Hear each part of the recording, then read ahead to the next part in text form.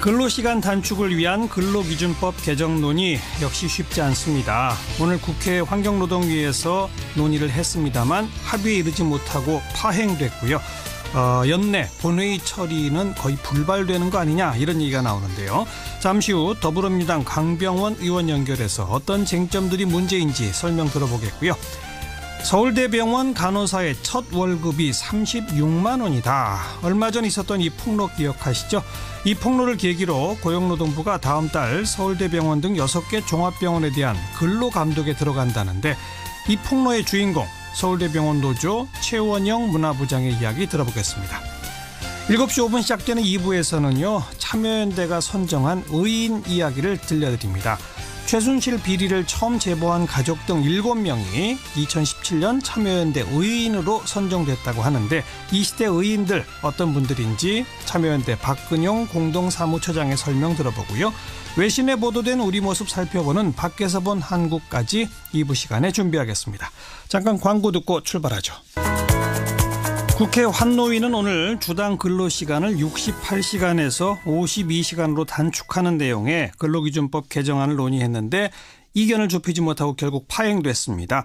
무엇이 쟁점인지 더불어민주당 강병원 의원의 설명을 듣습니다. 강 의원 안녕하세요.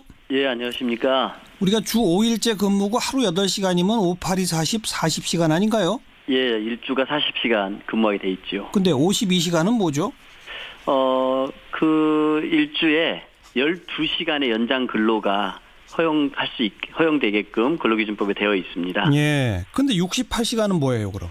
근데 고용노동부가 그 53년도부터 휴일 근로가 연장 근로에 포함되지 않는다라는 행정 해석을 해왔습니다. 예. 그러니까 휴일 근로와 연장 근로는 별도라고 해서 아하. 휴일에는 8시간씩 일을 더 할 수 있다라는 거죠. 아. 그렇기 때문에 일주일에 5일 동안 40시간을 일하고 연장 근로 12시간을 일하고 토요일 날 8시간, 일요일 날 8시간 해서 모두 68시간을 노동할 수 있다고 장시간 노동체제를 합법화시켜준 것이죠. 아, 그건 법에 있는 게 아니라 그 정부의 유권 해석으로 그렇게 한 거죠?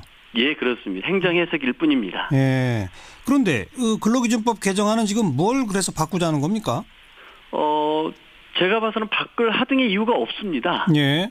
그런데 이 행정 해석이 예. 68시간의 장시간 노동체제를 만들고 있고 예. 휴일 근로에 대해서 중복 활동도 못하게 하고 있거든요. 예. 이제 그러다 보니까 이 행정 해석의 잘못된 것을 현실에서 막아보려고 하는 것이 예. 이번 근로기준법 개정 논의의 출발이었습니다. 예.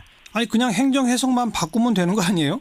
맞습니다. 지금 근로기준법은 아무런 죄가 없고요. 예. 말씀하신 것처럼 행정 해석을 폐기하면 되는 것인데 예.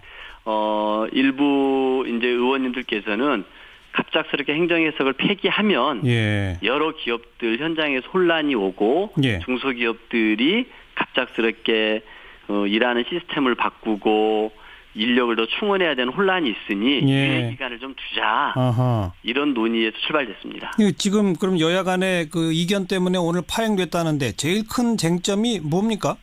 예, 저는 뭐 이렇게 그 행정 해석을 뭐 폐기를 해서 즉시 뭐 전 사업장의 52시간 체제를 확립하는 것도 가능하다고 생각하고요. 예. 또 이제 뭐 중소기업주들이 좀 준비할 시간을 달라고 하니 예. 뭐 기업 규모별로 단계별로 유예 기간을 주는 건 가능하다고 생각합니다. 예. 여기까지는 아무런 문제가 없습니다. 거긴 여야 간의 의견이 없어요.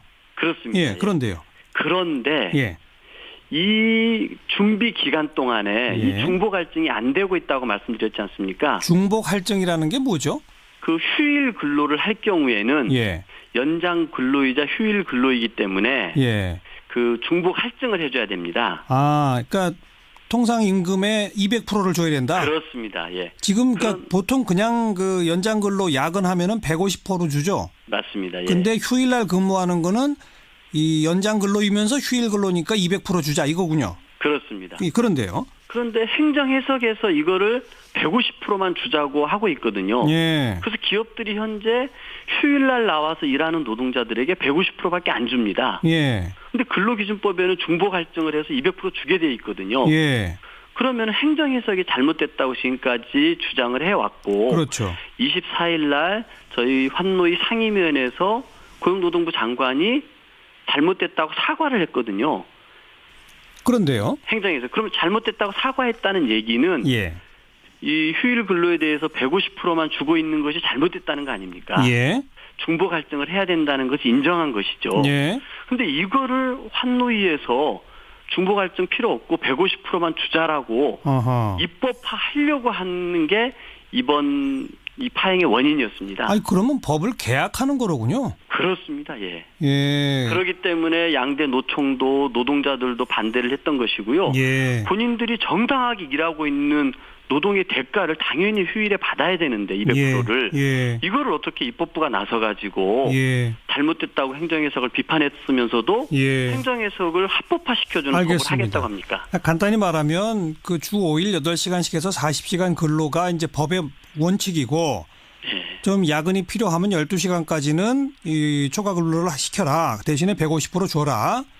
네. 그리고 정의 휴일날까지 일을 시켜야 되겠으면 그때는 200% 줘라. 이거로군요. 그렇습니다. 예, 그렇습니다. 지금 기존 법의 정신이 그거란 얘기죠. 예, 맞습니다. 예. 그런데 휴일날 일을 시킬 때도 150%만 주는 걸로 법을 아예 딱 못을 박자 이런 주장이 나왔다는 얘기죠. 그렇습니다. 그게 이제 그 3당 간사 간의 합의안으로 갑자기 튀어나오니 예. 저와 이용두 의원, 이정미 의원, 서영수 의원께서 반대를 한 겁니다. 3당 합의라면 더불어민주당 간사도 합의를 했다는 얘기예요? 예, 그렇습니다. 왜 그랬답니까? 같은 당이니까 물어보셨을 거 아니에요? 예, 근데 뭐 저희 여당 내에서 논의가 좀 부족했던 건 있었고요. 예. 일단은 이 52시간 체제를 확립하기 위해서 예. 뭔가 이제 여야 간의 협상이 필요한데 네. 그 자유한국당 측에서는 이 부분에 관해서 중복 갈등 150%를 받아주지 않으면은 네. 다른 부분들 특례업종을 축소하는 문제라든지 이런 부분들이 진전이 안 되게끔 아하. 패키지를 건 겁니다. 예. 그러니까 좀 저희 여당 내 저희 간사께서 좀 알겠습니다. 합의를 하셨습니다만 예. 그렇습니다. 자유한국당 같은 경우는 그러니까 휴일 근로시 150%에 아주 목을 매다는 건데 왜 그렇다고 보세요? 저는 결국은 자유한국당 같은 경우는 항상 이렇게 기업 중심으로 자신들의 정책을 내왔었는데 저는 예. 이번 이 근로기준법 파행의 원인도 이 기업들의 입장만 대변해서 예. 휴일에 나와서 일하는 노동자들에게 정당하게 줘야 될 200%를 안 주고 예. 150% 주는 것만 고집피워서 입법하려고 했던 알겠습니다. 자유한국당의 예. 이 욕심 때문에 파행됐다고 생각합니다. 그 휴일 근로에 중복 할증이 해야 되느냐 말아야 되느냐가 또 법원에도 많이 가서 사실 법원에서는 중복 할증 하라고 다 판결 내렸었죠. 예, 그렇습니다. 그게 지금, 곧 대법원에서 전원 합의체 심리가 예정돼 있지 않습니까? 예, 맞습니다. 전원 합의체에서 1월 18일에 예. 공개 변론이 예정돼 있고요. 예. 공개 변론이 끝나면 한 2, 3개월에 판결이 난답니다. 예. 그런데 대법원에 가 있는 14건의 이 재판 중에요. 예. 11건은 중복 갈등을 인정하는 것이고 3건은 150%만 주는 중복 갈등 이해를 안 하는 것입니다. 예, 예. 그리고 2015년도에 창원지법에서는 이 중복 갈등을 안 한 이 사업주를 형사소송법으로 처벌한 전례도 있고 그래요. 대법원까지 판결이 확정이 됐습니다. 예. 이런 전체적으로 봤을 때 대법원에서는 중복 갈등을 인정할 것으로 예상됩니다. 네. 그런데 이번에 지금 자유한국당이 주장하는 법 개정하자는 건 대법원이 내릴 판결에도 거스르는 그런 법 개정을 하자는 거군요. 그렇습니다. 그래요. 그럼 그건 법 개정이 안 되는 게 맞는 거군요. 그렇기 때문에 저희 내부에서는 이것을 입법으로 해서 시행 시기를 단계적으로 하는 건 찬성하지만 네네. 이 중복 갈등 문제를 우리가 계약하는 것은 있을 수 없다. 알겠습니다. 알겠습니다. 앞으로 추이를 더 지켜볼게요. 고맙습니다. 네, 감사합니다. 더불어민주당 강병원 의원이었습니다. 고용노동부가 다음 달 1일부터 3주 동안 서울대병원 등 6개 종합병원을 대상으로 근로감독에 들어갑니다. 신입 간호사 노동 조건을 살펴보겠다는 건데 사실 이번 근로감독은 지난 10월 한 간호사의 호소로 시작됐어요. SNS에 2017년 서울대병원 간호사의 첫 월급이 36만 원이다. 이 사실을 폭로했던 서울대병원의 바로 그 간호사 만나봅니다. 서울대병원 노조 최원영 문화부장, 안녕하세요. 안녕하세요. 예, 왜 36만 원밖에 안 줘요? 그게 간호사 같은 경우는 제가 다른 직업은 안 해봐서 모르겠지만 그 일을 시작할 때 그 교육 기간이 좀 굉장히 길거든요. 인력이 오버랩된 상태로. 예. 그 기간 동안 이 사람이 간호사 한 사람의 몫을 다 못한다고 생각했던 것 같아요. 아, 서울대병원에서 첫 달 월급을 이렇게 안 준 게 언제부터 시작된 일이에요? 저희가 확인한 거는 1995년이었고 그 이전도 그랬을 거라고 생각은 하는데 예. 이제 그 병원이 정확하게 뭐 조사 결과나 이런 걸 발표하거나 하지 않고 그냥 사과도 없고 그래서 예. 저희 확인된 거는 한 5,000명 정도 돼요. 피해 간호사. 우리 최원영 간호사의 호소 이후에 정부가 나서서 다음 달 1일부터 6개 종합병원을 대상으로 근로감독한다는데 그 6개 병원이 다 그런 문제를 갖고 있었던 모양이죠? 그중에 일부 병원이 그랬었고 예. 근데 좀 상당수 많은 병원이 그래요. 유명한 대학병원들 있잖아요. 예. 그래도 그 뭐 정도의 차이는 있는데 다 최저임금법 위반한 경우가 많았죠. 무급인 데도 있고 네. 김밥 한 줄 주는 데도 있고 아하. 15만 원 주는 데도 있고 뭐 한 70만 원 정도 그래도 꽤 많이 주는 데도 있고. 예. 그러면 우리 최원영 간호사께서는 이 고용노동부 근로감독에서 가장 먼저 좀 바로잡아야 할 게 뭐라고 생각하세요? 제일 심각한 건 간호 인력 문제인 것 같아요. 사실 모든 문제가 불거지는 게 결국 인력 때문인데 예. 간호 인력이 부족하니까 이제 일이 너무 힘들고 그리고 이제 조금만 잘못 보이면 더 힘든 데로 보낸다거나 뭐 이런 걱정 같은 게 돼서 더 말도 못하고 예. 간호 인력 문제가 간호사들도 굉장히 힘들게 하지만 예. 그게 환자한테도 굉장히 위험할 수 있거든요. 실제로 그렇죠. 예, 그런 건강보험공단 빅데이터 분석한 그런 통계에도 보면 예. 간호 인력 수준에 따라서 그 사망률이 거의 40% 정도 차이 나거든요. 네.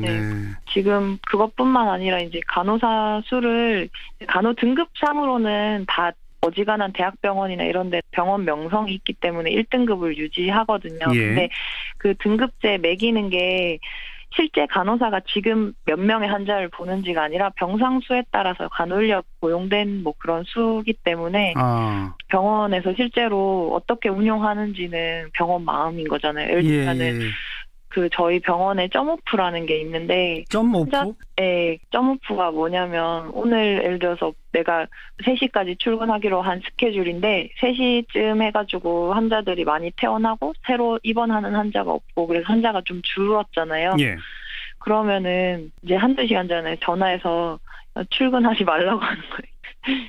그래요? 네, 그냥 뭐 근무한 걸로 인정해준다거나 그런 게 아니라 그냥 제 오프가 이제 제가 그냥 그날이 쉬는 날이 되는 거예요.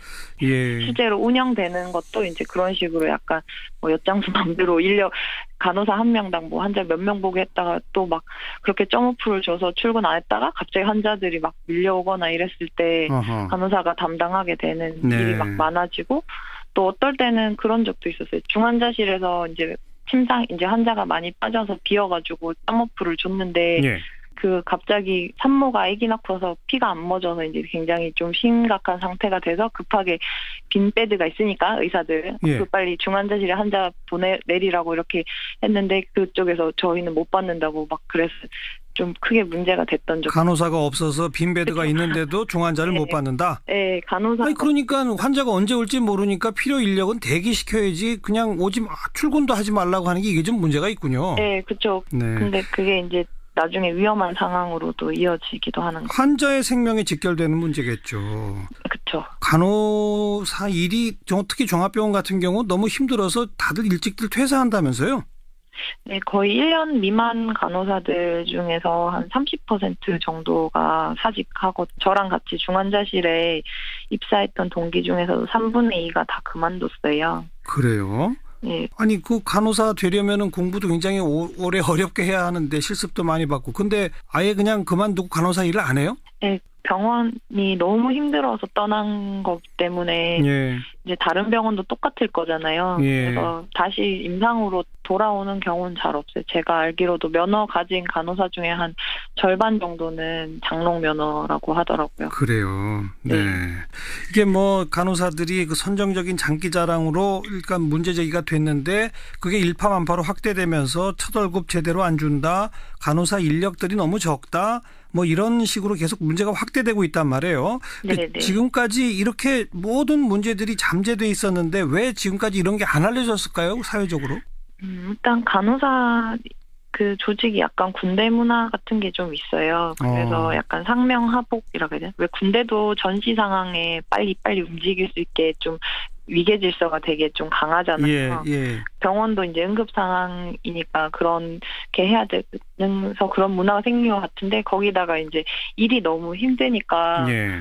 굉장히 이제 예민해져 있는 상태고 실수나 이런 것들을 허용해주지 못하니까 굉장히 날카롭고 그래서 목소리를 내거나 이런 게 굉장히 좀 눈치가 많이 보이고. 근데 그 병원들의 노동조합이 만들어지기 시작한 건 벌써 한 30년 전 80년대 후반에 대부분 다 만들어지고 그랬는데 그런데도 아직 이런 게 제대로 폭로가 안 되는 이유는 뭘까요? 노동조합이 있는데도 이제 노동조합에 가입하는 것 자체도 굉장히 두려워요. 노동조합에 가입했다가 이제 찍히면 뭔가 뭐 힘든 병동으로 보내버릴까봐 혹은 또 힘든 병동에서 일하고 있는데 여기서 영원히 계속 여기 있게 하거나 그리고 이렇게 부서 이동을 할 때 제대로 교육을 안 해주고 간호사면 다 알아야 되는 거 아니냐는 식으로 그냥 뭐 한 2, 3일 정도 되게 짧게 OT를 줘요. 근데 사실 똑같은 병동 간호사여도 순환기내과랑 뭐 정형외과랑 뭐 흉부외과랑 쓰는 약이나 환자 상태 뭐 환자에게 필요한 어떤 수술 검사 이런 게 전혀 다르거든요. 그렇겠죠. 예. 더군다나 그런 병동간 아니고 뭐 중환자실에서 병동이라든가 병동에서 뭐 외래에서 또 뭐 그런 경우는 진짜 완전 그냥 새로운 직업 같은 전혀 모르는 일인데 그냥 그렇게 던져놓고 죽이 되든 밥이 되든 뭐 사고 치면 네가 깜빵 가는 거고 이런 식이니까 실제로 많이 그만둬요. 그렇게 너무 유관 부서 아닌 대로 로테이션 되면은 사직하거나 아니 그렇게 쪽에 자살한 경우도 있었거든요. 사실은 그게 또 환자 목숨을 위협하는 거잖아요. 그렇죠. 그러니까 두려운 거죠. 사실 만약에 물건 만드는 데면 내가 불량품을 만드는 거면 그냥 물어주거나 혼나고 끝나는겠지만 내 실수로 사람이 죽거나 하는 건 그 짐을 평생 쥐고 살아야 되잖아요. 그래서 두려워서 그만두는 사람들도 이렇게 많다. 네. 차제에 우리 간호사들의 어떤 근로 환경 전반적인 개선으로 이어져야만 환자 안전을 보장할 수 있겠군요. 자, 오늘 여기까지 말씀드릴게요. 고맙습니다. 감사합니다. 네, 서울대병원 간호사입니다. 서울대병원 노조 최원영 문화부장이었어요. 윤태곤의 뉴스 사이다. 윤태곤 실장 어서 오십시오. 네, 안녕하세요. 청와대 정무수석 한병도 수석으로 승진됐죠? 예, 정무비서관에서 정무수석이 됐어요. 전병헌 전 정무수석 후임 인사인데 공석된 지 8일 만입니다. 뭐 내부 외부 뭐 여러 명이 거론이 됐는데 몇몇 인사들은 청와대 요청에도 불구하고 지방선거 출마를 이유로 고사했다 이런 소식이 들렸거든요. 그랬죠. 그래서 결국 청와대는 업무 연속성에 방점을 두고 한병도 청와대 비서관을 수석으로 올린 것 같습니다. 뭐 예산안 또 정기국회 법안 등등 해서 정무수석이 지금 할 일이 많죠? 그렇죠. 원래 중요한 자리인데다가 지금 당장은 12월 2일 예산안 처리 앞두고 있지 않습니까? 여당은 물론이고 야당에 대한 설명과 설득이 중요하니까 오래 비워두면 안 되죠. 그리고 이제 문 대통령이 지지율이 높은데 협치, 뭐 야당과의 관계 여긴 미흡함이 좀 있다 이런 지적도 있거든요. 그렇죠. 그러니까 정무수석 공백이 길어지면은 그런 지적은 더 커지지 않겠습니까? 한병도 신임 정무수석 어떤 사람인지 소개해 주세요. 의원 출신이에요. 지난 2004년 17대 총선에서 열린 우리당으로 국회에 입성했습니다. 2004년이면 오래전이군요. 그렇죠. 지역구는 익산. 그 원광대 총학생회장 출신이에요. 원광대가 그 전북에 있지 않습니까? 전형적인 386인데 저도 조금은 아는데 성품이 되게 원만하고 겸손해요. 이분이 이제 특이점이라고 하면은 술을 못 먹어요. 과거에 비해서는 덜하지만은 뭐 정치권에서는 술자리를 매개로 삼는 경우들도 있는데 한 수석이 오늘 기자들한테도 제가 술을 못한다. 술을 한 병도 못 마셔서 이름이 한병도다. 이런 농담도 했습니다. 체질적으로 못 먹는 체질이로군요. 근데 이 워낙에 온화하고 겸손해가지고요. 상대방에 대한 접근성이 좋은 편이에요. 이번 대선 캠프에서 정무 2특보를 맡았는데 그 이른바 광흥창 팀이라고 공식 대선 캠프가 생기기 전에 소수 정예로 만들어졌던 문재인 후보의 그 프리 캠프가 있는데 그쪽 멤버였어요. 임종석 실장 등 청와대 핵심 포스트의 다수 인사들이 그 광흥창 팀 출신이죠. 그런데 청와대가 새로 그 인사의 7대 원칙 발표했잖아요. 그렇죠. 그 이후에 첫 인사죠? 7대 인사 원칙은 원래 청문회에 들어가는 이런 자리에 해당이 되는 것이고 보통 청와대 이제 대통령 참모들은 약간 기준이 느슨한데 그래도 준용해서 했을 거예요. 네. 뭐 이게 청문회 있는 자리는 아니지만은 이 한병도 수석이 의원을 지낸 지는 오래됐는데 정치인 의원 시절이나 청와대 비서관으로 임명됐을 때 뭐 도덕성 문제로 특별히 입길에 오른 적은 없습니다. 네. 재산은 그 청와대 비서관이 되면서 공직자 재산 등록 기준으로 5억 1,500만 원. 뭐 네. 일반인 치고는 적지 않은 돈인데 또 고위공직자 치고는 또 많지는 않은 재산이죠. 네. 하지만 국회의원 지낸 지가 워낙 좀 오래전이라 잘 안 알려져 있고 일반 대중에게 예. 조금 이력이 약하다는 얘기 나올 수 있겠는데요. 그렇죠. 그런 면이 있어요. 초선 의원 그것도 한 10여 년 전에 의원 출신인데 거기다가 이제 또 그게 있습니다. 야당하고 접점이 좀 작다는 점이 그렇겠죠. 아무래도. 좀 취약점이에요. 예. 그러니까 이제 지역구도 호남이었고 386 출신이고 또 국회에 떠나 있은 지 오래됐기 때문에 주로 현 여권에서 이제 일을 많이 했지 이제 그렇죠. 야당 쪽하고 접점이 없었는데 게다가 전임 수석하고 비교하면 더 확연해지죠. 삼선 의원의 원내대표 최고위원까지 지낸 사람이었죠. 전병헌 전 수석. 그렇죠. 예. 박근혜 정부 때도 보면 조윤선, 이정현 뭐 이 사람들이 지금 그 잘못해가지고 벌 받고 있는 거하고 별개로 그때는 중량감이 상당히 높은 인물들이었잖아요. 네네. 그런데 궁극적으로 청와대 참모는 결국 대통령한테 달려 있는 거예요. 무슨 말이죠, 그게? 대통령이 그 참모의 건의를 잘 수용하고 이야기를 잘 듣고 만나는 이 횟수가 늘어나고 그럼 바로 그 사람이 실세가 되는 거죠. 문고리를 자주 잡으면 실세가 되는 거죠. 좋은 이력에 뭐 높은 자리에 있더라도 대통령 접촉할 기회가 작은 사람들이 사실은 꽤 있거든요. 네. 뭐 언론에 잘 안 등장한다든지 이런 분들은 내부적으로 위상이 확 떨어지는 거고 조금 낮은 자리에 있더라도 대통령 자주 만나면은 예. 높아지는 건데 예. 어쨌든 간에 이제 한병도 수석은 예산 문제도 예산 문제지만은 개헌 등 소관 업무가 되게 많습니다. 많죠. 예, 전임자도 또 안 좋게 나갔고 했기 때문에 예. 어깨가 더 무거울 거고 한병도 수석이 자리 잡기 위해서는 대통령이 힘을 실어주는 게 중요하겠죠. 그렇죠. 예. 힘을 팍 실어줘야 제대로 또 야당하고 대화도 할 수 있을 거고요. 목소리에도 힘이 실리는 거죠. 자, 수고하셨어요. 감사합니다. 윤태곤 실장이었습니다. 오늘 하루 화제가 된 뜬 뉴스들부터 정리해드립니다. CBS의 김현지 기자 안녕하세요. 네, 안녕하세요. 네, 첫 소식이요.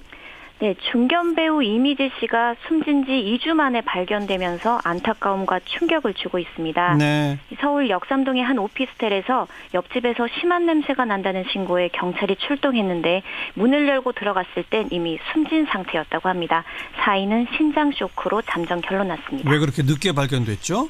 예, 안타깝게도 이 소위 고독사였던 겁니다. 아하. TV에 나오는 배우의 쓸쓸한 죽음이 알려지면서 연예계의 극심한 양극화 현상도 다시 수면 위로 떠올랐는데요. 이 올해로 향년 58세인 고 이미지 씨는 서울의 달, 또 전원일기 같은 국민 드라마에서 감초 역할을 도맡았던 배우입니다. 평소 신장계통에 문제가 있었다는 고인은 최근엔 단막극 외엔 작품 활동이 많진 않았는데요. 또 물론 단정할 수는 없지만 경제적인 어려움도 있었을 것이라는 게 주변의 얘기입니다. 네. 또 사실 연예인들 중 90%는 연평균 수입이 700만 원 수준으로 절대 빈곤층에 속하는데요. 이게 근로자 지위를 인정받지 못해 노동법이나 사회보험 혜택도 받지 못하기 때문입니다. 안타까운 죽음이군요. 네, 고인의 명복을 빌고요. 다음 소식은요? 네, 무늬만 우유입니다. 오늘 이 뉴스는 이 아침 식사 대용으로 과일맛 우유를 즐기는 제겐 정말 큰 충격이었는데요. 컨슈머 리서치가 시중에 파는 딸기 우유, 또 초코, 바나나 우유 같은 가공유 60종을 조사해봤더니 예. 원유가 전혀 들어가 있지 않은 제품이 4개 중 1개꼴로 나타난 겁니다. 어허. 특히 원유가 있더라도 반도 안 들어간 게 무려 81.7%에 달했습니다. 원유라는 게 바로 하얀 우유 말하는 거잖아요? 네, 맞습니다. 전혀 안 들어갔다면 그럼 뭐로 만들었다는 거예요? 이게 탈즙 음료에 그저 물을 섞은 유가공 음료수였던 건데요.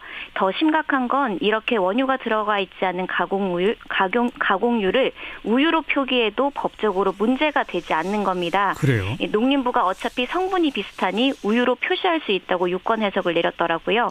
이에 소비자들은 우유인 줄 알고 아이들도 많이 먹였는데 정말 속상하다. 가짜 우유를 우유라고 허가해준 정부가 제일 문제라면서 거세게 비난하고 있습니다. 뭔가 제도 개선이 필요하겠네요. 다음 소식은요? 네, 미얀마 민주화 영웅 아웅산 수치 여사의 추락입니다. 수치 여사가 국제적으로 논란이 되고 있는 로힝야족 학살에 대해 침묵과 방관으로 일관하면서 일평생 쌓은 명예를 잃어가고 있는데요. 이런 가운데 특히 수치 여사의 모교가 있는 영국 옥스퍼드시가 20년 전 부여했던 명예시민 자격 박탈을 만장일치로 결정했습니다. 예. 폭력에 눈 감은 사람에게 명예시민의 자격을 줄 수 없고 로힝야족의 인권과 정의를 요구하는 작은 목소리가 더해지길 원한다고 밝혔습니다. 노벨 평화상 받은 분이잖아요. 그래서 노벨 평화상 박탈해야 된다는 얘기까지 나왔었죠? 네, 그렇습니다. 미얀마 상황 참 복잡하네요. 예, 이게 그 불교 국가인 미얀마의 정부군과 이슬람계 소수민족인 로힝야족의 무장 세력이 충돌하면서 소위 인종 청소라고 불릴 정도로 사망자와 난민이 속출하고 있습니다. 예. 하지만 수치 여사가 이를 조작된 가짜 뉴스라고 호도하면서 방관으로 일관하자 이 수치 여사에 대한 국제사회의 배신감도 날로 증폭되고 있습니다. 미얀마의 실권자인 만큼 책임감 있는 행보를 보여달라는 기대에 꼭 답해주길 바라봅니다. 그렇죠. 그 학살을 좀 멈추도록 미얀마 여사가 제 역할을 해주길 바랍니다. 수고하셨어요. 네, 감사합니다. 네, 김현지 기자였습니다.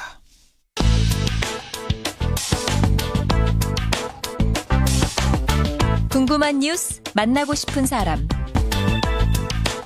어느덧 연말 이때쯤 되면 각종 시상식이 열리는데요. 화려하진 않지만 그 의미만큼은 남다르게 큰 아주 특별한 시상식 올해도 준비되고 있습니다. 2010년부터 매해 열리고 있는 참여연대의 의인상 시상식이에요. 공익제보를 통해서 우리 사회 부정과 비리를 세상에 알린 분들을 선정해서 감사의 마음을 전하는 그런 시상이죠. 어떤 분들이 선정됐을까요? 의인상의 심사위원 참여연대의 박근용 공동사무처장 연결합니다. 아이고 죄송합니다. 자, 갑자기 재채기가 나서. 안녕하세요. 네, 안녕하세요. 네, 이게 2010년부터 실시하고 있어요? 네, 그렇습니다. 잘 모르고 있었는데. 예, 간간히 저희가 좀 알려드리고 있었는데요. 좀 더 많은 시민분들이 오늘 이 프로그램 통해서 아셨으면 하는데요. 네. 참여연대가 이제 1994년에 저희가 만들어졌어요. 벌써 한 24년 전인데요. 예. 그때부터 저희는 이제 맑은 사회 만들기 운동을 사실 꾸준히 해왔죠. 부패를 막아야 되겠다 해서. 그래서 내부 고발자, 요즘은 이제 공익 제보자라고 부르고 있었는데요. 네. 그분들을 돕는 또 그분들을 도와주기 위한 법 제도 만들기 운동을 많이 했는데 2010년부터는 그분들에게 좀 더 우리 사회가 감사를 표하는 그렇죠. 기회를 좀 만들어야 되겠다 싶어서 이런 상을 드리고 있어요. 올해가 이제 8번째가 되겠습니다. 그 역대 수상자 가운데 조금 대표적인 분 몇 분 소개해 주시면요. 네, 제가 보통 이제 매년 한 5분 또는 5개의 사건을 제보하시는 분들을 이렇게 선정해서 감사를 표하고 있는데요. 우리 청취자분이 아마 기억하실 만한 분 중에는 이제 첫 해 수상자신데 당시 2010년입니다. 이명박 정부에서 한반도 대운하 사업을 비밀리에 추진하고 있다는 것을 폭로했던 한국건설기술연구원 김희태 연구원도 저희가 한 적이 있었고요. 그다음에 국정원 불법 대선 개입 사건 수사 축소 은폐 요거를 이제 양심 고백을 했던 권원희 당시 수사 과장이시죠. 여기도 한번 드린 적이 있고요. 그다음에 하나고등학교 입시 부정을 제보했던 하나고등학교의 전경원 선생님. 그리고 국정원 불법 대선 개입 사건 지금 다시 수사가 진행 중인데 이것도 사실은 2012년 말에 그 전직 직원 김상욱 씨가 제보를 했던 게 사건 추적의 계기가 되었거든요. 그래서 김상욱 씨. 그리고 육군 28사단의 윤일병 폭행 사망 사건. 이게 2014년에 우리 사회를 정말 놀라게 했던 사건인데 윤일병 폭행 사망 사건을 제보했던 김재량 당시 병장이 있습니다. 이제 제대하셨을 텐데요. 김재량 병장 이런 분들을 2014년에 이제 저희가 의인상으로 좀 감사를 표현했던 대표적인 분들이시죠. 아주 굵직굵직한 사건들이 다 열거되는군요. 네. 올해 수상자는 그러면 올해도 역시 5개의 사건입니까? 예, 5개 사건이고, 근데 한 사건에는 이제 관련된 분이 여러 분이 계시기 때문에, 실제로 이제 7분에게 좀 감사를 표하기에 의인상을 드리게 되었습니다. 첫 번째 사건이 어떤 겁니까?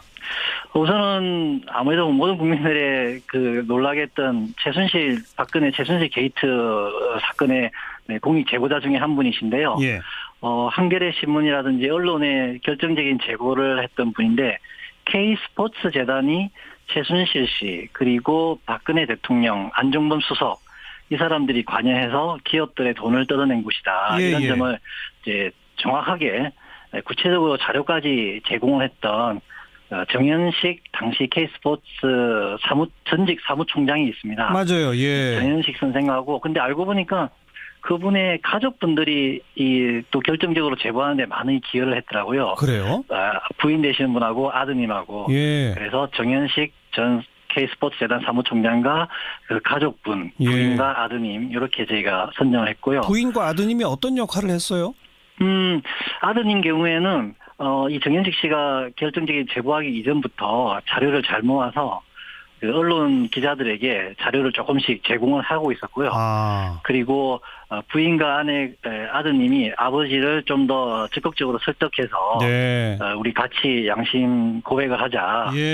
그렇게 설득하는 노력을 해서 이 가족들이 함께 힘을 모았던 점도 다른 공익 제보자들 경우에서 잘 보기 어려웠던 그러네요. 케이스였습니다. 그 아드님과 그 부인의 역할은 지금 처음 전 들었습니다. 네. 또 두 번째 사건은 뭡니까?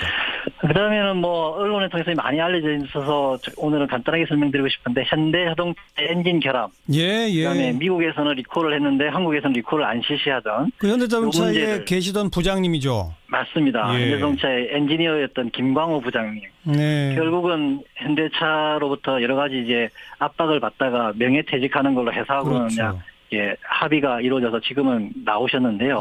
김광호 이제 현대자동차 전 부장님도 저희가 국민의 안전을 위해서는 매우 중요한. 맞습니다. 대기업이 그걸 감추기 시작하면 참 파헤치기 어려웠는데, 그거를 결정적으로 제거하시고 또 국토교통부가 조사해서 리콜 조치가 이루어지게 했던 점은 정말 감사한 일이죠. 또 나머지 사건들도 그냥 간략히만 좀 알려주시면. 네, 제목만 말씀드리면 해상 벙커 CU라고 해서 육지에서 유통하면 안 되는 그 기름을 유통하는 업체를 고발했던 부산의 신인술 씨라든지 또 요양병원에 광주였는데요.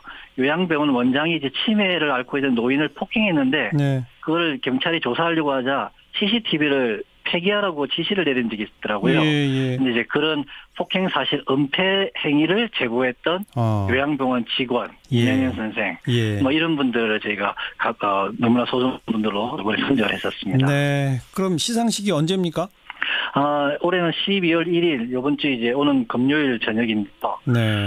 저희가 역대 공익 제보자들을 다 모셔서 그분들을 다시 한번 힘을 보태주는 공익 제보자의 밤을 여는데 그 밤에서 요 5사건의 7분을 초대해서 또 인상 수상도 해드리려고 준비하고 있습니다. 상금도 드립니까? 네. 저희가 2010년도에 지금 세월호 선체조사위원회가 움직이고 있는데 그 위원장이 사실 김창준 변호사님이신데요. 김창준 변호사님이 거액을 이제 2010년에 기부를 하셔서 저희가 의인 기금을 조성한 바가 있습니다. 그 이외에도 떠있는 분들이 기금을 기부해 주셔서 그 의인 기금에서 이 의인상 수상자에게 약소하지만 매년 이제 한 100여만 원씩의 상금을 부상을 좀 드리고 있는데요. 너무 적네요. 좀 더 많이 드리고 싶은데 그리고요. 또 혹시 이 자리를 통해서 이런 의인상을 받을 분에게 상금을 나도 보태고 싶다. 라는 우리 시민들도 계실 텐데요. 실은 해피빈이라고 이렇게 기금을 모금하는 사이트가 있는데요. 그렇죠. 그곳에서 의인 기금을 한번 검색해 보시면 여기서 소개도 받으실 수 있습니다. 제가 왜 굳이 그 상금 얘기를 꺼내냐면 그 조금 아까 현대차 부장님 얘기했던 것처럼 대부분 이렇게 그 공익 제보하고 나면은 회사에서 쫓겨나고 삶이 어려워지지 않습니까? 네네.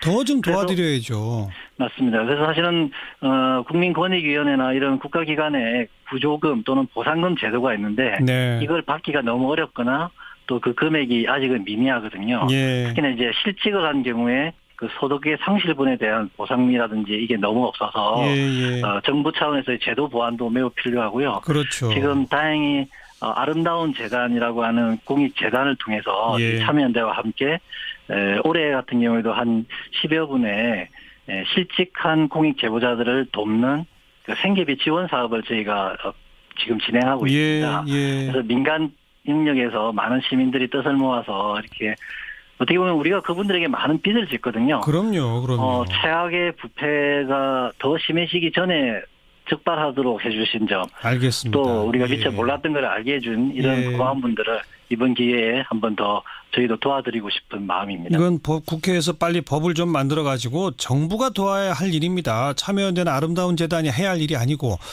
그런 맞습니다. 법 제정이 빨리 좀 되길 기대합니다. 오늘 고맙습니다. 예, 감사합니다. 네, 참여연대 박근용 공동사무처장이었습니다.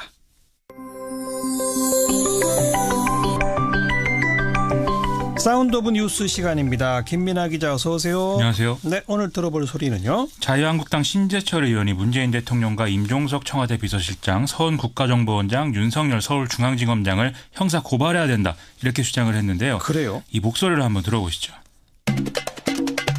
문재인 정부의 법치주의 파괴를 고발합니다. 절차적 정의는 법치주의의 핵심입니다. 현재 문재인 정부가 적폐청산이라는 미명으로 여러 행정부처에 과거사 진상조사위원회를 설치해버리고 있는 일은 실질적으로는 조사가 아니라 수사를 하고 있으며 더욱이 위와 같은 적법 절차를 명백하게 위배한 잘못된 행위입니다.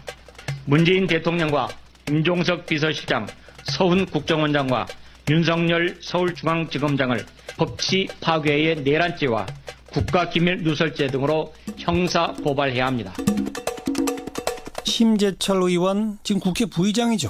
그렇습니다. 20대 국회 상반기 국회 부의장이고 또 5선 의원이기도 한데 그런 것 치고는 워낙 거친 주장이어서 좀 파장이 만만치 않을 것 같습니다. 일단 왜 이렇게까지 하는 거냐 이 의도가 궁금하다 이렇게 보시는 분들이 많은데요. 예. 좀 첫째로 행정기관에 위원회를 설치해서 뭐 이렇게 하는 거에 대해서는 보수 세력이 계속 문제 제기를 하고 있는 부분이죠.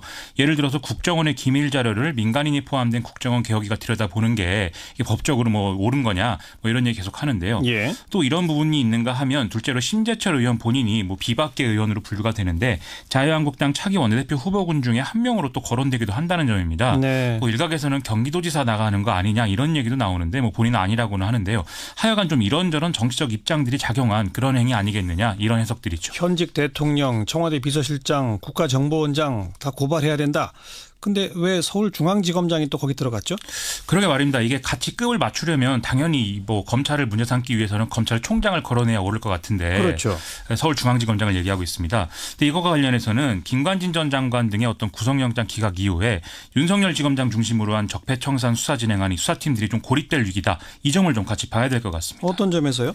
예를 들면 지금 공수처 설치를 막겠다는 것은 보수 야당인데 누구 좋으라고 서울중앙지검은 이런 수사를 열심히 하자는 거냐 뭐 이런 정서가 검찰 내부에 있다는 거죠. 네. 또 검사 자살 사건 이후에 이런 식의 반발 기류는 더 강해져 있는 상태라고 하는데 최근에 우병우 전 수석의 휴대전화와 차량을 기습적으로 압수수색하는 이런 일도 있지 않았습니까? 예. 근데 이것도 검찰 내 간부가 증거인멸에 가담하고 있다는 정황이 있어서 이렇게 했다. 이런 얘기 나오죠. 그래요. 즉 검찰의 이런저런 수사 내용을 갖고 여러 대립을 하는 이런 균열들이 좀 드러나는 상황이라는 거죠. 네. 이러다 보니까 보수 세력 입장에서는 검찰 전체가 아니라 윤석열 지검장만 때리는 게 실질적으로 도움이 된다. 이런 생각을 하고 있다라고 볼 수 있다는 건데요. 아하. 실제로 동아일보 등은 최근에 윤석열 지검장의 오른팔이라고까지 불리는 윤대진 서울중앙지검 1차장 검사의 인척관계 같은 걸 거론을 하면서 뭔가 통합진보당 세력과 관계가 있다. 이런 식의 주장을 펴기도 했습니다. 어젠가 서울중앙지검이 이례적으로 장문의 입장을 발표한 게 있죠? 그렇습니다. 그것도 같은 맥락으로 볼 수가 있겠는데요. 그러니까요. 이 내용이 국정원과 군이 벌인 정치 공작은 헌법 원칙을 훼손한 중대 범죄이기 때문에 수사가 불가피하고 정치 보복이 아니다. 이런 얘기거든요. 네. 정면 돌파하겠다 이런 얘기인 거죠. 오늘도 수사팀 관계자가 기자들에게 거의 같은 내용의 항변을 길게 했습니다. 아울러 국정원 수사팀은 오늘 원세훈 전 국정원장을 피의자 신분으로 소환 조사하고 김태효 전 청와대 대외전략비서관 사무실과 자택을 압수수색했는데요. 예. 이 두 사람은 국정원과 군사이버사령부 정치 개입 의혹의 핵심이거든요. 네. 즉 이명박 전 대통령 향해서 계속 가겠다 이 얘기인 것 같습니다. 네. 다음 뉴스는요. 당 진로를 놓고 바른정당과 국민의당 내 갈등이 이어지고 있는데요. 오늘 유승민 대표가 MBC 라디오에 출연을 해서 희망도 변화가 없는 한국당과는 통합하지 않겠다 이렇게 주장을 했는데요. 대표로 선출된 직후에는 12월 중순까지 이 중도보수 통합 성과를 위해 노력하겠다 이렇게 얘기를 했는데 지금은 또 아예 자유한국당과는 통합 추진을 안 하겠다는 식의 어떤 얘기로 후퇴한 것입니다. 네. 또 유승민 대표는 이 인터뷰에서 국민의당과 연대 및 통합을 우선시하고 있다 이런 점을 또 시사하기도 했습니다. 네. 그리고 국민의당 안철수 대표가 자유한국당과 통합 시도하지 말라고 한 것 여기에 대해서 화답한 걸로 해석이 될 수 있겠죠?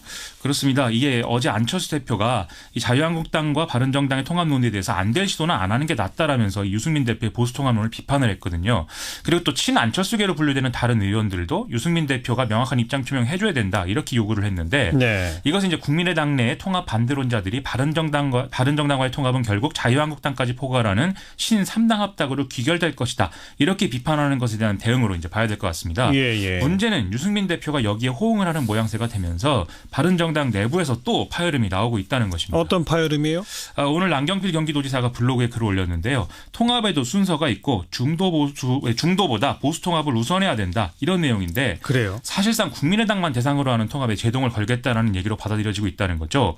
아시다시피 남경필 도지사 등은 자유한국당과의 통합 전당대회를 주장한 전력이 있고 이후에 논의에 따라서는 추가 탈당을 선택할 가능성이 있다. 이 점도 뭐 강력히 부인하지는 않고 있는 상황이 아니겠습니까? 예. 여기서 하나 더 봐야 될 것은 앞서 말씀드렸듯이 유승민 대표의 중도 보수 통합이라는 거는 12월 중순까지 성과가 나는 것을 전제를 하고 있다는 건데 네. 마침 자유한국당 원내대표 선거가 또 12월 12일로 합의가 됐다는 그런 거기서 그 경선에서 원내대표 누가 되느냐 이것도 앞으로 영향을 미치겠죠? 그렇습니다. 뭐 친박이냐 비박이냐인데 그러니까요. 이와 관련해서 좀 오늘 재밌는 일이 있었습니다. 홍준표 대표가 자기 이름 바꾼 얘기를 페이스북에 올린 건데요. 이 홍준표 대표의 원래 이름은 홍판표였는데 예. 지금까지 정치권의 정설은 이주영 의원이 과거 판사 시절에 직접 개명을 권유하면서 뭐 이름 바꿨다 이런 얘기였거든요. 예. 그런데 홍준표 대표 얘기는 자기가 이름을 바꾼 것에는 이주영 의원의 뭐 이런 권유 이런 것이 작용한 게 아니다라는 이런 얘기입니다. 예. 어제는 홍준표 대표가 친박계를 암덩어리에 비유하기도 했으니까 이게 친박계가 온건 성향인 이주영 의원을 원내대표 후보로 민다. 이 얘기에 대해서 계속 견제구를 날리는 네. 이런 취지의 글로 이제 보입니다. 이주영 의원은 안 된다는 얘기를 이런 식으로 돌려서 하는 거군요. 그런 것 같습니다. 다음 뉴스는요? 오늘 청와대에서 혁신성장 전략회의라는 이름의 이제 회의가 진행이 됐는데요. 문재인 대통령이 직접 혁신성장의 구체적 사업을 추진할 필요가 있다 이렇게 강력하게 주장을 했습니다. 스마트시티, 자율주행차, 스마트 공장을 통한 제조업 혁신, 드론 산업 이런 것들을 언급하면서 좀 세계적 경쟁에서 앞서 나갈 수 있도록 해야 한다면서 경제부총리가 사령탑이 돼서 각 부처와 위원회들과 역할 분담을 하고 또 협업도 해달라 이렇게 당부를 했는데요. 네. 특히 또 혁신성장의 주역은 민간과 중소기업이고 정부는 서포트 역할을 다해야 한다. 이런 점도 또 강조를 또 했습니다. 그동안 문재인 정부는 뭐 소득주도 성장만 강조하는 거 아니냐. 혁신 뭐 이런 쪽은 조금 소홀히 하는 거 아니냐라는 지적이 있었었는데 오늘 좀 계기가 만들어졌을까요? 그게 참 계속 문제인데요. 문재인 대통령이 오늘 이렇게 얘기를 했습니다.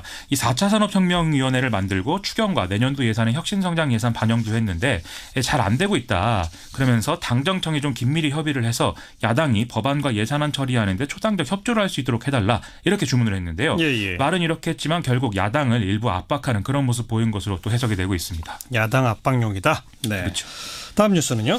중국이 8개월 만에 한국 단체 관광 금지 조치를 일부 해제했다는 소식인데요. 이번 조치는 베이징과 산둥 지역에 한한다고 합니다. 중국에서 한국 여행 점유율이 가장 큰 4개 지역, 상하이, 저장, 장수가 있는 화중 지역하고 동북 삼성 그리고 베이징과 산둥인데 이 중에 2군데를 풀어줬다는 거죠. 네. 여행업계는 이번 조치가 오프라인 여행사에 국한되어 있다는 점에서 좀 바로 큰 효과가 있을 것이다 이렇게 보지는 않는데 하지만 앞으로 단계적으로 모든 지역 금지 조치가 풀릴 수 있다는 기대를 할 수 있다는 점에서 좀 희망적으로 보고 있는 상황입니다. 빨리 좀 풀어야죠. 그렇습니다. 근데 롯데는 안 된다면서요? 롯데 계열사 매장과 호텔은 여행 상품에 포함되지 않도록 중국 정부가 규제한다고 돼 있는데요. 특히 이제 성주 골프장이 원래 롯데 소유 부지였으니만큼 이게 사드에 대한 뭐 뒤끝 아니냐 이런 얘기 나온다는 것입니다. 명확히 사드에 대한 뒤끝이네요. 그렇죠. 예. 특히 롯데마트는 또 중국 정부의 규제를 감당하지 못해서 뭐 중국 내 점포를 일괄 매각을 추진하고 있는데 또 여행 금지 자체가 한국 정부가 사드 보복 철회의 상징적 조치로 중국에 줄곧 요구한 사안이기 때문에 이 롯데 문제도 어떤 방식으로 장기적으로는 풀리지 않을까 그런 얘기 나오고 있습니다. 일각에서는 이런 중국의 보복 조치에 대해서 우리가 정부 차원에서 강력히 좀 항의해야 되는 거 아니냐. 우리가 너무 저자세 아니냐 이런 불만도 제기가 됐었잖아요. 그렇습니다. 요즘에 이제 보수 언론과 야당 중심으로도 최근에 이제 그런 지적을 많이 하는데요. 오늘 중앙일보는 사드 보복 문제를 매듭짓기 위해서 정부가 밝혔던 이른바 산불 입장에 대해서 애초에 외교부의 초안에는 현재로서 이런 좀 제한적인 단어가 있었는데 청와대가 이걸 제외하도록 했다. 이런 보도를 하기도 했습니다. 또 조선일보는 한중 외교장관 회담 이후에 우리 정부는 사드 갈등을 현재 상황에서 잘 관리하자는 합의가 양국 간에 있었다 이렇게 밝혔지만 합의문 원문을 보면 중국이 사드 철수 포기하지 않았다는 점이 드러났다 이렇게 보도를 했거든요. 어쨌든 외교는 현실이니만큼 좀 균형을 잘 맞춰서 했으면 하는 바람 가져봅니다. 네, 오늘 여기까지 수고하셨어요. 고맙습니다. 김민아 기자였습니다. 코너 시작하겠습니다. 국제문제평론가죠. 인문결 연구소의 임상훈 소장 어서 오십시오. 네, 안녕하십니까. 오늘은 어떤 뉴스부터 정리해 볼까요? 네, 지난 13일 판문점 공동경비구역을 통해서 귀순한 북한 병사에 대해서 이제 국내외 관심이 뜨겁지요. 예. 국내에서도 민감한 논란이 벌어지고 있습니다만은 보통 이번 북한 병사의 귀순을 보면서 흔히 하는 생각이 북한의 열악한 환경에 대한 충격, 측은지심, 그러면서 결국 남한 체제의 우월성 여기까지만 생각을 하죠. 예. 그래서 이번 그 북한 병사의 목숨을 건 용감한 귀순을 놓고도 가장 큰 이슈가 되고 있는 것이 B형 간염 보균자다, 기생충이 수십 마리 나왔다 이런 사실을 놓고 이제 벌어지는 논쟁으로 흘러버리고요. 예. 급기야는 응급 의료 환경의 열악함, 그러니까 국내 문제로 돌아온다는 거죠. 예. 그래서 이렇게 애쓰는 의료진에 대한 완전히 성역화 여기까지 와버리게 된 건데 네. 이렇게 되면서 정작 북한 문제에서 중요한 이슈는 놓쳐버리고 상당히 그 소모적인 논쟁으로 흘러버렸다 이런 생각을 지울 수가 없습니다. 기생충이 중심에 서면서 그랬죠. 그렇죠. 그런데요. 그런데 이제 외신의 이번에 그 한 보도에서 상당히 주목할 만한 점이 있어서 소개를 해드리려고 하는데요. 어디예요? 24일자 영국의 파이낸셜 타임스 기사입니다. 파이낸셜 타임스. 네. 영국이 아주 권위지죠. 그렇죠. 예. 이번 귀순 병사를 보면서 이 한국 정부는 북한의 내부 실상에 대해서 더 잘 알게 될 것이다. 이런 기대를 갖게 되는데 예. 사실 이번 사례는 그것보다 더 큰 의미를 담고 있다. 이렇게 이 신문이 소개를 하고 있습니다. 더 큰 의미 뭐예요? 바로 들어가 보죠. 이번 귀순 용사의 경우에 이제 K-팝을 좋아한다. 특히 걸그룹을 좋아한다. 이렇게 알려지고 있지 않습니까? 예. 이게 이는 그 생각 이상으로 남쪽 문화가 북한 주민들의 정서 속으로 깊이 파고 들어가 있다는 겁니다. 그러니까 보통 우리가 어렸을 때 들었던 음악, 봤던 영화 이런 걸로 인해서 가슴 깊이 뿌리 박힌 정서 이런 것들은 훗날 어떤 논리적인 설명이라든가 이념적인 강변 이런 것도 덮기 힘든 어떤 우리의 한 부분을 이루지 않습니까? 몸의 하나죠, 그냥. 그렇죠. 예. 지금 북한에서는 북한 정권에 대한 불만을 가지고 있는 주민들이 접할 수 있는 외국 문화, 특히 우리 남쪽에 아주 그 재개발랄하고 자유롭고 수준 높은 문화 콘텐츠에 아주 쉽게 노출이 될 수 있다는 거고요. 네. 남쪽의 음악, 드라마 이런 것들을 즐기면서 이렇게 습관이 되고 있는지는 북한 주민들 그 한 사람 한 사람의 정서는 북한을 지탱하는 뿌리를 뒤흔들 수 있다는 겁니다. 예. 군인은 아무래도 좀 폐쇄된 생활을 하는데도 이 정도로 남한의 대중문화를 즐겼다면 일반 주민들은 더 많이 즐긴다 이렇게까지 되는 건가요? 그러니까요. 그러니까 따라서 이제 앞으로 그 대북 정책에 대해서도 해볼 대목이 많다. 이게 이제 이 신문의 관점입니다. 네. 그러니까 북한을 압박하고 봉쇄를 해서 더 고립되게 하고 이렇게 해서 이제 물론 중국을 포함해서 국제사회에 대해서 이제 북한 주민들이 적대감을 가지도록 하는 것보다 예. 북한을 외부 세계로부터 고립시키는 봉쇄를 거둬야 된다. 그러니까 한마디로 북한을 빙 둘러싸서 이렇게 담을 쌓기보다는 외부의 문화가 더 안으로 쉽게 들어갈 수 있도록 해야 된다. 예. 이 신문의 표현대로 하자면은 정보의 장벽을 무너뜨려야 된다. 이런 겁니다. 그렇게 해야 장기적으로 북한 내부의 정서가 움직인다. 네, 그렇죠. 그래서 이 신문에 따르면요, 이런 장기적인 정책이 북한 내부에서 변화를 주도할 수 있는 길을 열어주게 되고, 그래서 이제 한 전문가 말을 인용을 하면서 이렇게 합니다. 북한 주민들에게 정보를 주어서 그들에게 힘을 실어주는 것이 북한을 변화시킬 수 있는 가장 효과적인 방법이자 또 북한 핵 위기에 대한 가장 효과적인 장기적인 해결책이다. 예. 이렇게 말을 하고 있습니다. 예. 이렇게 말한 그 전문가가 누구냐면은 그 수미테리라고 하는 미국의 국제전략문제연구소 선임연구원입니다. 예. 북한 주민들한테 정보를 더 많이 주자. 네.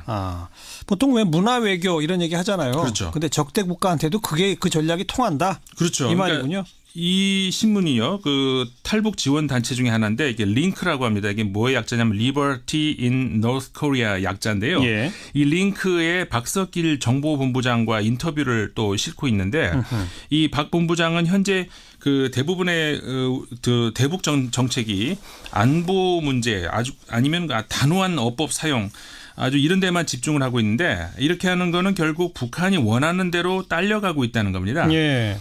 그리고 이제 북한 당국은 그런 방식에 이미 숙달되어 있다는 거죠. 예. 오히려 한국, 미국 그리고 다른 그러니까 모든 국제사회가 북한에 대해서 엄청난 이점을 가지고 있는 부분이 뭐냐면 바로 미디어, 문화 이런 지점이라는 겁니다. 북한에 없다는 거죠. 이런 게.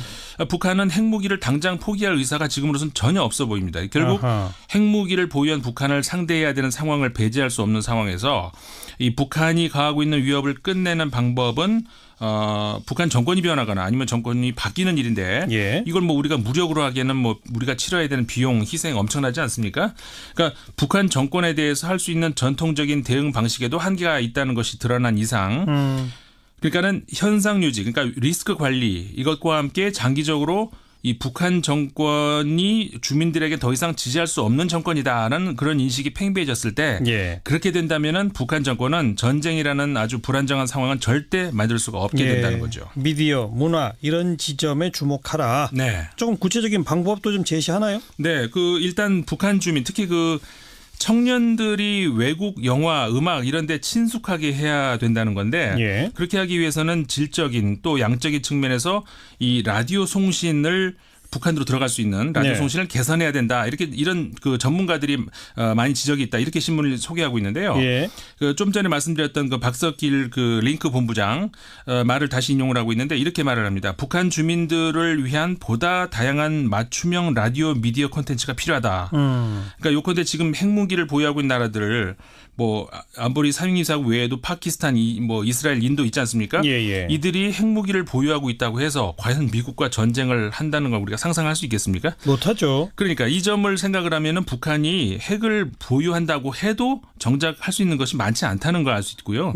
또 과거에 우리가 소련을 봤을 때 그 많은 핵무기를 갖고도 왜 스스로 무너졌는지 우리가 잘 생각을 해보면은 답이 있다는 거죠. 그러니까 맞춤형 미디어 콘텐츠 북한 주민을 위한 그런 걸 만들어서 북한 주민들이 라디오를 더 쉽게 들을 수 있도록 해야 한다. 그렇죠. 이거죠. 그렇죠. 또 어떤 게 있어요? 아까 박 본부장이 라디오 송신 개선을 제안을 했다고 말씀드렸지 않습니까? 근데 이제 테리 아까 미국 국제전략문제연구소 선임연구원 말씀드렸죠. 이분 같은 경우에는 또 이 IT 산업을 이용을 해라 이런 제안을 하고 있는데요.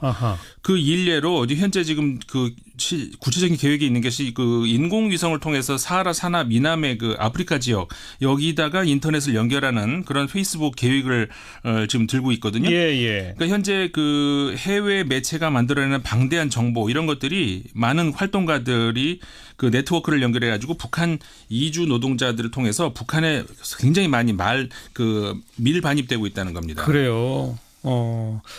그런데 미국의 트럼프 대통령은 지금 계속 대북 강경책 하는데 그쪽하고는 노선이 다른 거죠? 많이 다르죠. 그래서 이 신문도 이제 지적은 하고 있습니다. 그러니까 트럼프 대통령이 이 방안에 만족할 것으로 보이지 않는다 이렇게 전망을 하고 있는데요. 그러니까 가장 적절한 방법이 현 미국 정부의 방향과 꼭 일치하는 건 아니다는 것을 우리가 지금까지 보고 있지 않습니까? 현 단계에서는 그러니까는 리스크 관리. 그러니까 이 리스크 관리라는 것은 북한에 대한 리스크 관리일 수도 있지만 트럼프에 대한 리스크 관리까지 포함이 된다는 거죠. 트럼프에 대한 리스크 관리까지. 그러니까 이렇게 해서 장기적인 문화 전략을 계속해 나가야 한다는 것이 이제 결국 이 기사의 주장입니다. 사실 라디오 송신을 개선하는 거, 그다음에 IT를 이용을 해서 북한에다 인터넷이 들어갈 수 있도록 하는 뭐 비용이 들겠지만 그 비용이 우리 현재 지불하고 있는 안보 비용에 비하면은 뭐 충분히 생각을 할 수 있는 그런 비용이라는 거죠. 그래서 이제 부산대학교 켈리 교수 있죠. 이분이 이 신문하고 또 인터뷰를 했는데 이런 방법에 대해서 이거는 한 세대에 걸쳐서 일어나는 변화의 과정이 될 것이다. 이렇게 말을 했습니다. 그러니까는 이미 체제에 아예 들어가 있는 사람이 아니고 가장 나이 어린 세대에다가 영향을 주는 방식 이게 적절하다. 이렇게 말을 하고 있거든요. 한마디로 이들이 자라면서 북한의 방식에 회의감을 갖도록 해야 된다. 이거죠. 장기적으로 북한의 청년층, 청소년층 여기를 겨냥한 어떤 미디어 제공 이런 것들이 나중에 통일에도 도움이 될 수 있으니까요. 그렇죠. 파이낸셜 타임스가 아주 중요한 지적을 했네요. 또 어떤 소식이 있습니까? 최근 한국 언론에 문재인 대통령의 방중을 앞두고 강경화 외교부 장관이 사전 조율하는 과정에서 이제 중국하고 뭐 사드 문제 관련해서 뭐 중국이 3가지 요구 사항이 있었다 이런 보도 나오지 않습니까? 그러니까 사드의 기술적인 측면에서의 설명, 사드 기지 현장 조사, 또 중국 방향에 대한 레이더 차단벽 설치 뭐 이런 걸 요구했다 이렇게 이제 국내 언론이 보도가 있었는데 이 중국 언론이 여기에 대해서 반박하는 기사를 냈습니다. 25일자 환구시보인데요. 그 중앙일보의 이 같은 내용을 인용을 하면서 중국 미사일 전문가 양청주인과 인터뷰를 이제 실었는데요. 예. 이렇게 얘기를 합니다. 한국 언론의 보도는 날조된 것이다. 이렇게 주장을 하고요. 날조됐다? 예. 그러면서 이제 중국은 이렇게 유치하고 황당한 기술적 차원의 해결 방안을 제시하지 않을 것이다. 이렇게 말을 하고 있는데 지금 진실 게임 양상으로 흘러가고 있습니다. 그러네요. 양 전문가가요. 이 사드의 레이더 차단벽에 대해서 사드가 중국의 동북 화북을 감시하는지는 이 버튼 하나만 누르면 쉽게 결정난다면서 이게 중국을 감시하지 않는다는 보장이 없다. 이렇게 이제 인터뷰에서 말을 하고 있거든요. 하긴 차단벽 하나 쳐놓는다고 그래서 좀 장기적 효과를 기대하기는 어렵죠. 그러니까요. 예. 그러면서 이제 이 전문가가 중국에서 요구할 수 있는 방안으로 이 사드 경계 태세를 낮추거나 뭐 사드 시스템을 대기 아니면 근무 상태로 설정을 하고 중국을 탐측 그리고 작전 대상으로 겨냥하지 않을 것이다. 이렇게 약속을 해야 된다. 이렇게 밝히고 있습니다. 아무튼 진실 게임이 벌어지고 있다. 이거네요. 또 다른 소식은요. 영국의 유력 일간지죠. 가디언이 27일자 신문에서 전 세계에서 몇몇 국가들이 건설한 아무짝에 쓸모없는 애물단지 건축물 시리즈를 선정을 했습니다. 재밌네요. 이게 제목이요. 30억 불짜리 지하철역 등 쓸모없는 도시의 애물단지들 이렇게 제목이 나와 있는데요. 예. 그래서 이제 이 신문은 여기서 뭐 알래스카에 있다고 하는데 아무 곳으로도 통하지 않는 다리가 있는데 아무 데로도 통하질 않아요? 예, 갈 수가 없다고 하네요. 예. 그리고 이제 베를린에서 곧 지어질 공항이라고 하는데 이 곧이라는 것이 영원히 곧이랍니다. 아, 그래요? 예, 아마 정지된 상태인 모양인데. 계속 짓다가 마른 모양이네요. 예. 예. 그다음에 평양에 있는 호텔 돔 뭐 이런 것들 등등 여러 가지 꼽고 있거든요. 네. 근데 우리나라도 하나가 선정이 됐습니다. 뭐예요? 이게 4대강 사업이 선정이 됐는데요. 4대강? 네. 아무짝에 쓸모없는 애물단지 건축물? 네. 그래서 이 신문은 이렇게 얘기합니다. 2009년 한국에서 이 한강, 낙동강, 금강, 영산강의 수질을 개선 그리고 또 홍수, 가뭄 피해 복구가 쉬워지도록 하기 위해서 이제 사업을 했는데 네. 이 홍수나 가뭄 복구 이 목적을 달성하려면은 16개의 보를 건설해야 됐고 소요 비용이 22조 원이 들었다 이렇게 전하면서 그런데 한국 국민들은 자신들의 세금이 들어갔음에도 불구하고 정부가 약속한 내용을 누리게 될 것 같지는 않다. 네. 이렇게 되면서 이제 그 4대강 사업이 종료를 전하는 2011년 이후에 이 사업이 이 감사원의 비판을 받아왔다 전하면서 이 설계 부실로 인해서 총 16개 보호 중에서 11개가 내구성 부족하다. 또 불합리한 수질 관리로 수질 악화가 우려된다 하면서 그 비효율적인 준설 계획으로 향후에 엄청난 유지 관리 비용 소요가 예상된다. 이렇게 전하기도 했습니다. 실제로 지금 그 16개 보호의 문을 대부분 다 열어놓지 않습니까? 그렇죠. 그러니까 정말 아무짝에 쓸데없는 공사를 했다는 게 그대로 입증되는 셈인 거죠. 네, 그렇습니다. 네, 가디언의 지적이었고요. 네. 또 어떤 소식이 있습니까? 일본의 도쿄신문에서 한국에서 횡행하고 있는 보복운전을 기사로 다뤘습니다. 요즘 특별히 이게 심해지고 있다고 그래요. 우리 국내 보도도 많이 나오고 있지 않습니까? 그러니까요. 예. 그 27일자 기사인데요. 사카에다 미오 이 서울 특파원이 그 자신의 경험을 담은 기사를 냈습니다. 직접 자기 경험? 네. 얼마 전에 그 노선버스를 탔는데 탄지 10분 만에 그 2건의 교통사고를 목격을 했답니다. 그래서 서울에서 절대로 운전하지 않겠다. 다시 한번 맹세를 했다는 거죠. 예. 일본 사람들은 운전 습관이 좋아요? 저도 뭐 잘 모르겠습니다만 특파원에 따르면요. 일본에서 가장 운전 매너가 안 좋은 곳이 나고야라고 합니다. 네. 근데 이게 나고야에서도 버스가 급발진한다거나 급정차한다든가 아니면 택시가 고속도로 이외에 시속 70km를 넘어간다든가 그리고 차를 운전하면서 이 클락션을 울린다든가 이런 일이 없다고 하는데요. 네. 근데 한국에서는 이게 자주 있다. 이제 이렇게 얘기를 하는 거죠. 자주 있죠, 실제로. 그렇죠. 우리야 익숙해 있는데 일본 사람들은 깜짝 놀라는 모양입니다. 그런데 일본이 한국보다 인구가 2배 이상 많지 않습니까? 그럼요. 근데 교통사고 사망자가 2016년의 경우 이 자료에 따르면 한국이 4,292명이라고 하고 일본이 3,904명이라고 합니다. 아이고, 우리가 더 많아요? 우리가 더 많다는 거죠. 그러니까 아마 그 일본의 그 도메이 고속도로라는 데서 뭐 얼마 전에 안타까운 보복운전 사고가 있었던 모양인데 그 사실을 언급을 하면서 이 한국에서는 이 보복운전이 많다. 근데 엄벌하겠다는 정부 방침이 있지만 이 절반에 가까운 한국 사람이 보복 운전의 경험이 있다는 그 한국인들의 조사를 전하면서 뭐 한국에서 운전을 하려면 각오가 필요하다 이렇게 전하게 됐습니다. 좀 부끄러운 그런 보도인데요. 그렇죠. 왜 그럴까요? 우리가 다들 좀 성질이 급해서 그런가요? 운전대만 잡으면 그러니까 좀 안 좋은 습관이 든 것 같아요. 난폭해지시는 분들이 좀 많죠. 네. 그리고 남을 보면서 나까지 따라하고 그렇게 되는 것 아닌가. 아무튼 부끄럽습니다. 오늘 여기까지 수고하셨습니다. 네, 감사합니다. 밖에서 본 한국이었습니다. 국제문제평론가 인문결 연구소의 임상훈 소장이었습니다.